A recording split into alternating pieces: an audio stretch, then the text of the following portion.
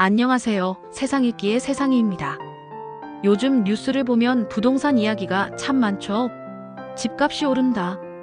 전세가 심상치 않다. 대출이 걱정이다 같은 이야기들로 마음이 복잡하실 시청자 여러분들을 위해 오늘은 조금 특별한 시간을 준비했어요. 복잡해 보이는 부동산 시장을 저희 세상이가 쉽고 편안하게 설명해 드릴게요. 우리 집은 지금 어떤 상황이고 앞으로 어떻게 될지 함께 차근차근 살펴보겠습니다. 너무 걱정 마시고 편안하게 들어주세요. 1. 요즘 부동산 시장 왜 이렇게 시끄러울까요? 요즘 중급지 아파트라고 해서 비교적 가격대가 중간인 곳들에서 갑자기 집을 사려는 분들이 많아졌다는 뉴스 보셨을 거예요. 이걸 패닉 바잉이라고 부르는데 불안한 마음에 서둘러 집을 사는 현상이에요. 이와 동시에 인기가 많은 지역의 좋은 아파트들은 전세 가격이 오르면서 집을 사려는 분위기가 더 뜨거워질 거라고 전문가들은 보고 있어요. 하지만 정부에서는 이런 과열을 막기 위해 당연히 새로운 규제를 내놓을 거라는 이야기가 많아요. 특히 전세 시장이 흔들릴 가능성도 있어서 걱정이 많으실 텐데요. 전세 가격이 오르고 갭 투자가 늘어나면 언뜻 보기에 전세 물건이 많아지는 것 같지만 실제로는 지역별로 전세와 매매 가격의 차이가 더 벌어질 수 있다고 합니다. 지금은 마치 다른 지역의 집값 차이를 메워가는 듯한 갭 메우기 장세라는 표현도 쓰는데 과거에는 일부에서만 보이던 현상들이 이제는 점점 더 넓은 지역으로 퍼지고 있다고 하니 시청자 여러분들도 관심 있게 지켜보셔야 할 것 같아요. 2. 부동산 현장에서 들려오는 진짜 이야기. 제가 최근에 들은 아주 흥미로운 이야기가 있어요. 부동산 투자를 16년이나 해오시던 분이 직접 공인중개사 사무소를 여셨다는 거예요. 부동산 투자자가 직접 공인중개사가 되는 건 정말 흔치 않은 일인데 이분이 현장에서 듣는 이야기들은 일반인들이 잘 모르는 진짜 시장의 속사정을 보여준대요. 이분이 말씀하시기를 어떤 부동산이 다른 부동산과 매물을 공유하지 않고 자기들끼리만 가지고 있는 경우가 있대요.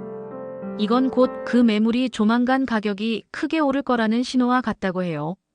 반대로 부동산 사무소들끼리 서로 물건을 활발하게 주고받는 공동 중개가 잘 이루어지는 곳은 아직 시장이 완전히 뜨거워지지 않았다고 판단할 수 있대요.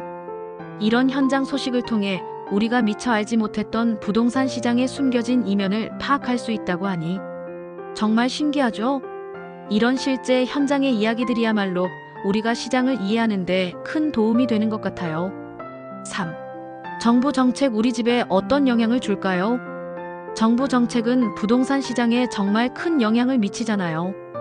관련 분야의 분석에 따르면 앞으로 정부는 집값을 잡기 위해 무조건 집 사는 것을 막기보다는 살 집을 더 많이 지어서 공급을 늘리는 쪽에 무게를 둘 거라고 해요.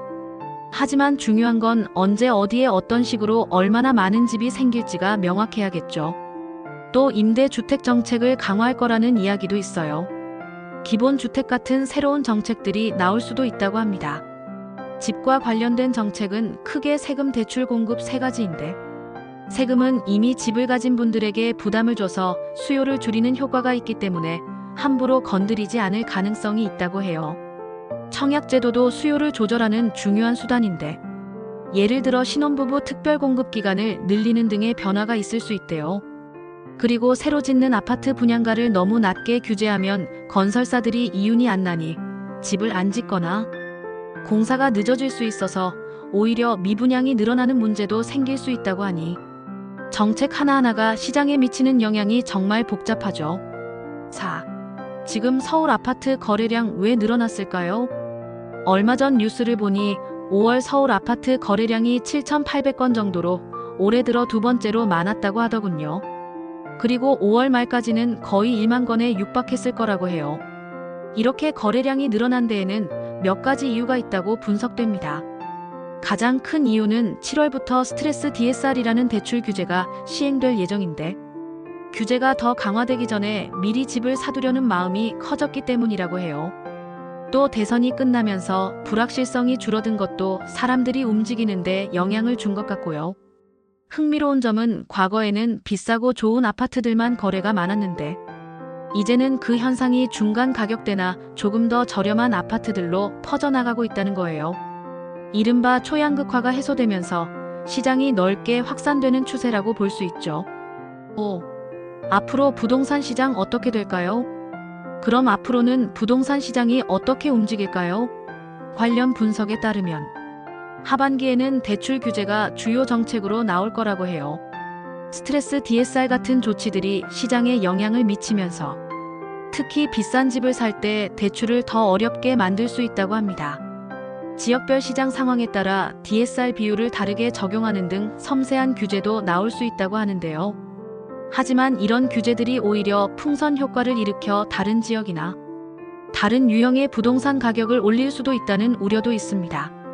전세 시장은 가을에 다시 한번 움직임이 있을 것으로 보이는데 특히 중급지 아파트에서 전세 물건이 부족해지고 가격이 오르는 전세난이 심해지면서 매매 가격과의 차이를 메우는 갭 메우기 현상이 더 두드러질 수 있다고 합니다. 내 집 마련을 고려하고 계신 시청자 여러분들께는 몇 가지 투자 전략을 말씀드릴게요. 만약 자금이 충분하지 않다면 청약을 노려보는 것이 좋은 방법이 될 수 있습니다. 그리고 연봉이 어느 정도 되시는 분들이라면 무리하게 갭 투자를 하기보다는 실제로 거주할 집을 마련하는 것이 더 합리적일 수 있다고 조언합니다. 세금 부담 때문에 똘똘한 한 채에 집중하는 현상은 앞으로도 계속될 가능성이 높고 새로 지은 아파트가 주변 단지들까지 영향을 미치는 현상도 눈여겨봐야 합니다.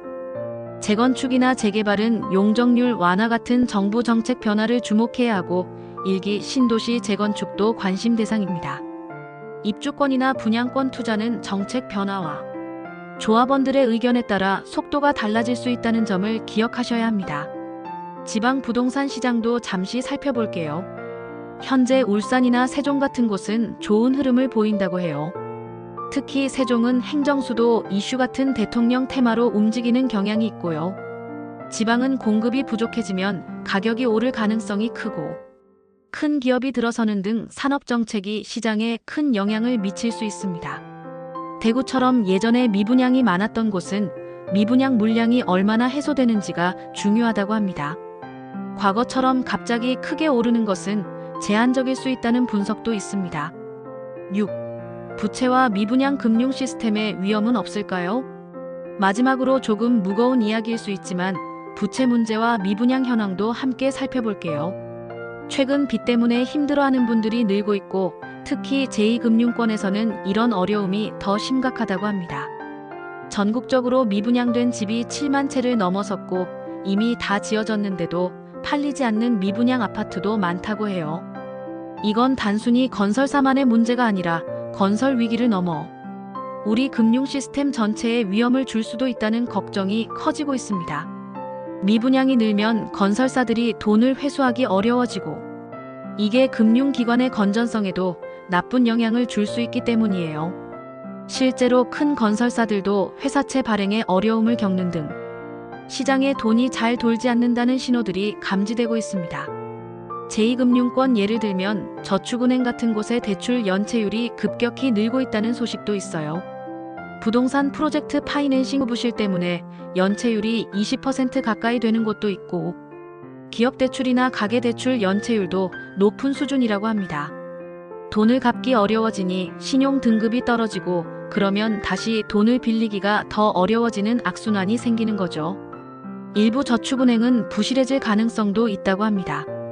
다행히 제1금융권은행은 금융위기를 막기 위한 여러 장치 덕분에 상대적으로는 안정적이라고 해요. 연체율도 아직 낮지만 과거에 비하면 빠르게 오르고 있다는 점은 주목해야 합니다. 은행 대출을 받은 분들은 보통 신용이 좋고 자산도 있는 경우가 많은데도 연체가 늘어나는 건 개인들의 부채 부담이 전반적으로 커졌다는 신호로 볼 수 있습니다. 은행 자체가 당장 큰 위험에 빠질 가능성은 낮지만 간접적인 영향은 있을 수 있다고 합니다. 과거 정부가 정책적으로 막아뒀던 부동산 PF 부실 문제도 다시 떠오르고 있는데 경매로 나오는 물건이 늘고 있지만 예상보다 낮은 가격에 팔리거나 아예 안 팔리는 경우도 많다고 해요. 이는 건설사와 금융기관의 손실로 이어질 수 있어서 금융기관들도 손실에 대비해 돈을 쌓아두는 등 만반의 준비를 하고 있습니다. 7. 서울 부동산 무조건 오를까요? 현명한 투자 전략.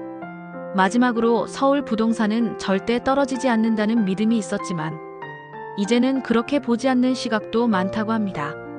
과거 한국 경제가 급성장하던 시기의 경험이나 특정 시기의 과열이 영원할 거라는 믿음은 현실과 다를 수 있다는 거죠.